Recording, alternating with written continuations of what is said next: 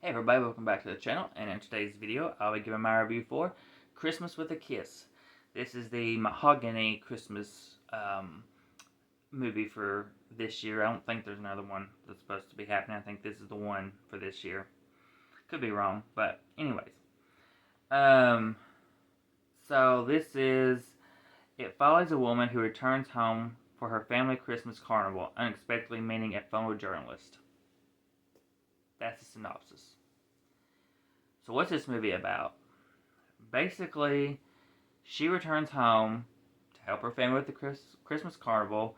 A photojournalist shows up, played by Ronnie Rowe, who I liked him in this. He did a good job. He was one of my positives. And he ends up staying in the family guest house because he's doing his article on this family. To me, that's all you needed. You build that relationship between um, Ronnie's character and I guess that's supposed to be Michelle's character. You build that relationship between them two, but they didn't do that. At least not well. I did not like Michelle Morgan. I did not like her character at times. I thought she was very rude and just an unlikable character at times. And I just, in general, didn't like her acting.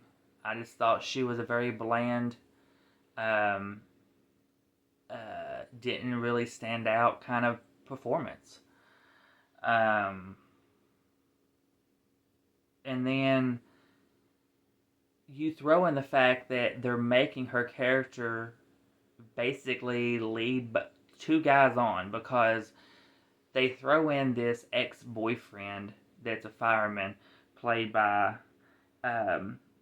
Jamie Kalika. Fletcher is his name. They throw him in here as the guy that she's falling for, but she's also falling for Dez, the photographer, the photojournalist. And you don't really give enough to either story. There's Fletcher is just pretty much forgotten about half the time. He pops up every once in a while. Um, they don't really build that whatsoever. He's very unneeded. There was no sense of his character being in this movie. It felt just very forced and, as I said, unneeded.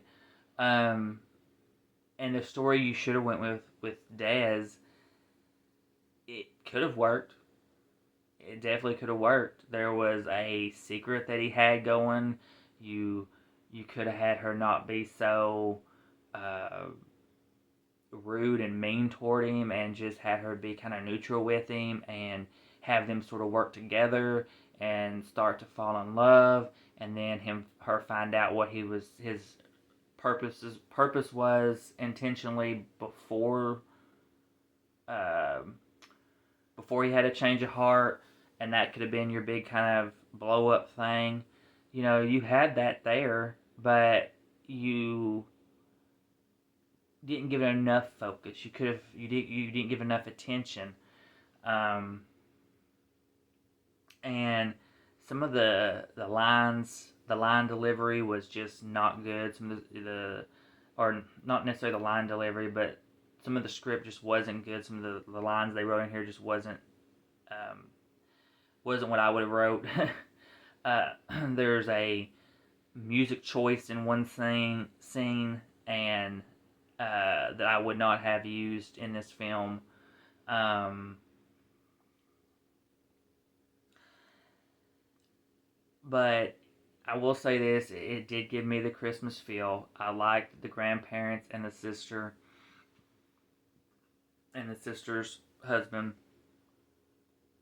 I liked, like I said, Ronnie Rowe. He did really good.